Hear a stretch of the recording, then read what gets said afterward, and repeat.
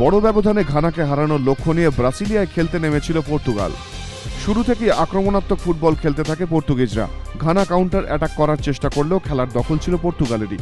খেলার 30 মিনিটে এগিয়ে যায় পর্তুগিজরা। ঘানা পিছিয়ে পড়ে বোয়ের সেম সাইড গোলে।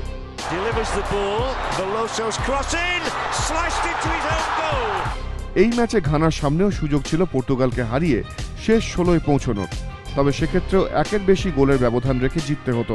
পিছিয়ে পড়ার পর ম্যাচে ফিরতে শুরু করে ঘানা, আর খেলার 57 মিনিটে ঘানাকে সমতায় ফেরান আসামোয়া জিয়ান।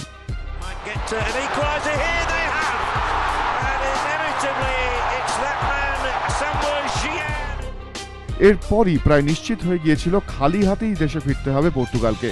খেলার 80 মিনিটে সহজ সুযোগ পেয়ে রোনাল্ডোর গোলের পরেও তাই উচ্ছ্বাস দেখা যায়নি পর্তুগালের ফুটবলারদের মধ্যে।